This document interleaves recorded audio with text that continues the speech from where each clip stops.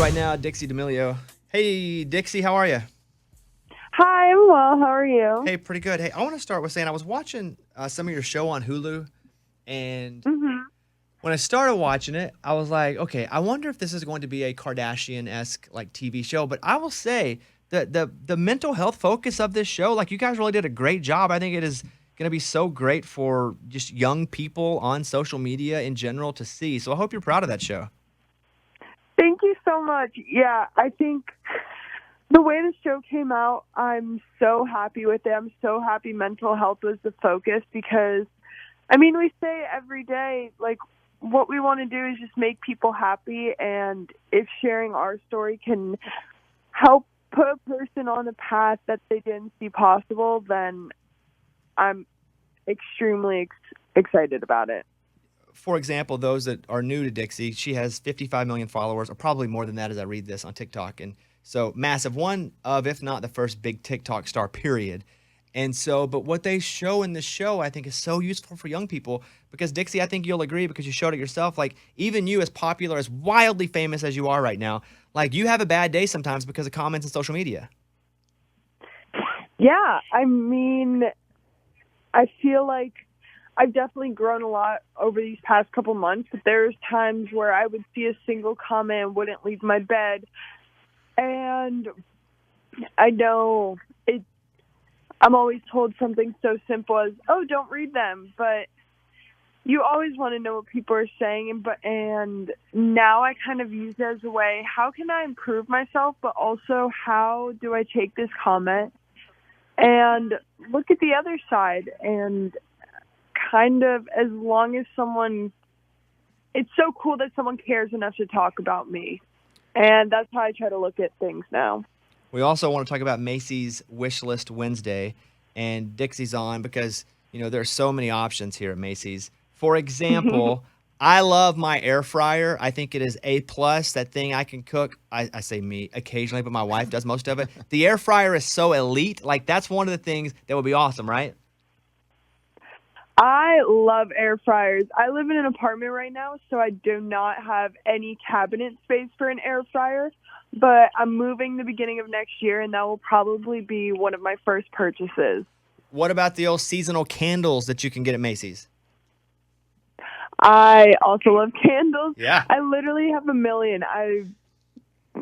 I'm always like looking and ordering more, just random things. Usually I don't even know what they're going to smell like till they get here, but I've gotten pretty good at like going off names and colors and hoping for a good scent. Hey, Dixie, I was walking through the mall the other day. I think I was actually going to Macy's, and I passed a makeup store. Not sure which one it was, but I saw you and your sister's face just featured so broadly in the makeup store. And is it weird for you to now just see you out places randomly? I mean, your rise to fame was so fast. I feel like it's a mix of being really excited and cool to see it, but then I get so embarrassed because what if someone sees me looking at myself and then I'm like, oh my gosh, that's so embarrassing. I can't do that. So I try to just like take a quick look and run away because it's so cool to see it myself, but I don't want people to think I go there all the time to look at myself.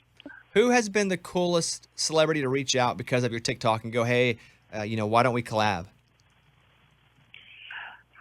I feel like, I don't know. I never really talk about who I talk to just because I need to keep those bonds really close and special because I appreciate every moment I have. But I think my family and I have had a lot of public conversations and meetings with J-Lo, and she's just been nothing but nice and supportive and just telling us to keep going and not worry about it. And hearing it from someone like her has made this whole thing kind of like, okay, it's okay we're feeling this way because she feels this way as well. I'm going to ask you one more question. By the way, Dixie D'Amelio is on.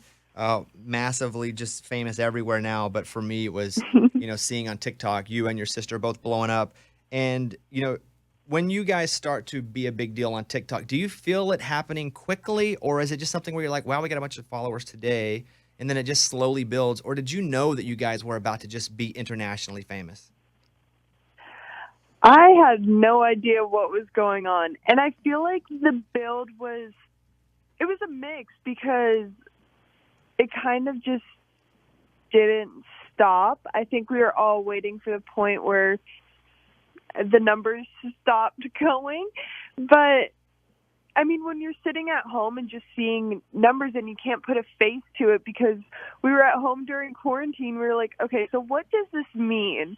This makes absolutely no sense. And now that we're finally seeing people, we're like, oh, wait, these are real people who follow us and know us and watch our show. And that was the weirdest thing ever. And I feel like putting that connection has been the most surreal part. Dixie D'Amelio, you can check out The D'Amelio Show on Hulu, which I recommend. And then also check out Macy's.com/wishlist for all your gifting needs. And once you make a wish list, go to Macy's.com/believe to write a letter to Santa, because for every letter submitted to Santa online, Macy's donates $1 to the Make-A-Wish Foundation, which helps to grant wishes to kids who are fighting critical illnesses. Dixie, congratulations on all of your success. Thank you for spending a few minutes with us. Of course. Thank you so much. Bye. Bye. This is a Bobby Bones Show.